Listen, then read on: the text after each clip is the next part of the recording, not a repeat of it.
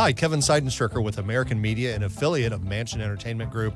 We're talking about the health of our teeth and also National Tooth Fairy Day. In the studio with us to discuss tooth health and what importance the tooth fairy can play in the health of your child's teeth is orthodontist Dr. Sophie and Sayfo. Welcome, Doc. Hey, Kevin. Thank you for having me. Thanks for being here. And you have an intimate relationship with the tooth fairy. Is that correct? Before I come here, I was telling my staff that I'm going to go to the show and tell everybody the truth about Tooth Fairy. And everybody freaked out because, not everybody knows that the Tooth Fairy doesn't wear blue dress. No, it doesn't. It doesn't. It's not blue, while everybody thinks it's blue, but it's not blue. So, kids, you have to look around and find out what's the real color for the Tooth Fairy dress. Of course, if they stay awake for the tooth fairy, they might not get paid, right? Yeah, no, that's not what I'm advocating here. I'm advocating mainly treat your teeth well, so when the tooth fairy comes to take them, they will be healthy. What is the importance of the tooth fairy in relationship to a child's health? How does that belief in the tooth fairy help them pay attention to their tooth health? I think childs have a big imagination and making everything kind of like a vivid and imaginable. It's easier for them to connect with it instead of like telling them how important the teeth are to be healthy and clean. And once you start telling the kids something about functionality and the job of the teeth, you lose them already. So. Yeah. And isn't there a poll that is being put out? So yes, dental.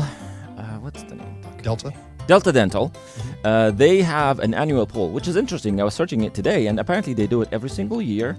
And by the time you guys are going to air this interview, is going to be February 28th, the poll of the 2024.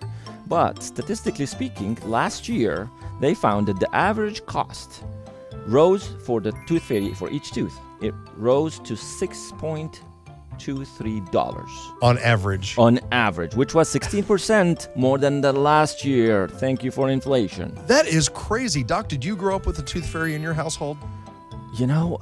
Honestly, I don't really quite remember. Yeah. But I think yes, but it was something more kind of like a symbolic, probably something equivalent to $1. It's not like really right now. Like I asked my staff, and some of them were like $10 and $8. I was like, guys, that's extravagant. That's very extravagant. Yeah. I remember we got $0.25 for each tooth in my household. You know what's interesting? I was asking around, and people told me stories. Like one person told me that their mom gives them this golden chocolate dollar that she gets from the mall, which again it feeds into the imagination of the kid more than actually the real value of the currency. But what's interesting, in 1997, it used to be $1.3. So we have almost 300% raise since that time. God. Too bad our cost of living allowances in the United States can't keep up with the inflation of the tooth fairy. Probably we should reach the government and tell them to look into the tooth fairy cost. I think so. About what age should, in your opinion, as a professional, a child be introduced to the concept of the tooth fairy so that they're more at ease about coming to visit your office?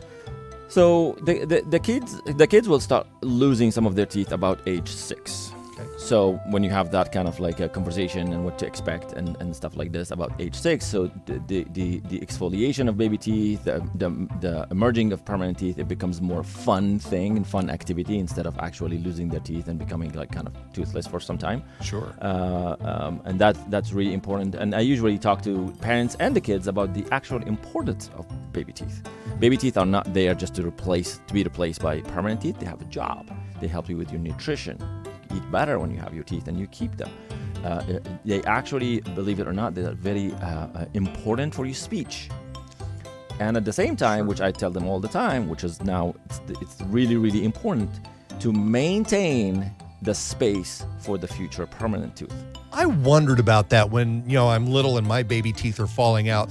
What keeps the other teeth from crowding all in and going everywhere?